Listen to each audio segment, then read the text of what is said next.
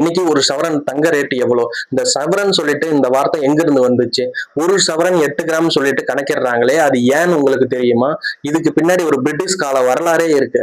அததான் இந்த வீடியோல நம்ம பார்க்க போறோம். பார்க்கறதுக்கு முன்னாடி பாத்தீங்கன்னா டிகே மரா சேனலை சப்ஸ்கிரைப் பண்ணாம இருந்தீங்கன்னா சப்ஸ்கிரைப் பண்ணி வச்சுக்கோங்க. அப்பதான் யூடியூப் அல்காரிதம் வந்து என்னோட வீடியோவை உங்களோட இடத்துல கொண்டு வந்து சேர்க்கும்.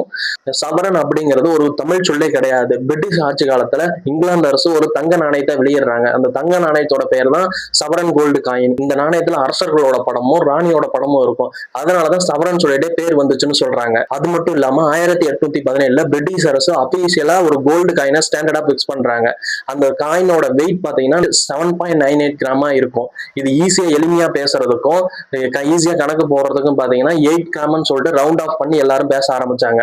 அப்போ இந்தியாவை ஆட்சி செஞ்சுட்டு இருந்த பிரிட்டிஷ்காரங்க வர்த்தகம் செய்யறதுக்கும் தங்கத்தை விற்கவும் வாங்குறதுக்கும் பாத்தீங்கன்னா சவரன் கோல்டு காயினை யூஸ் பண்ணிட்டு இருந்திருக்காங்க.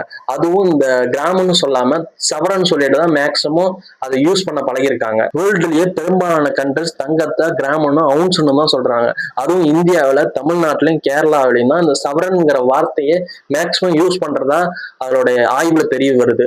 சவரன் வந்து பியூர் கோல்டே கிடையாது. 22 கேரட், அதாவது 91.6% வந்து தங்கமும், மீதி பாத்தீங்கன்னா சில்வர், காப்பர்னு சொல்லிட்டு மத்த உலோகங்களை கலப்பாங்க. இது எதுக்காக கலக்குறாங்கன்னா நகையை வடிவமைக்கிறதும் நகையை ஸ்ட்ராங் ஆகிறதுக்கும் இதை கலப்பாங்க.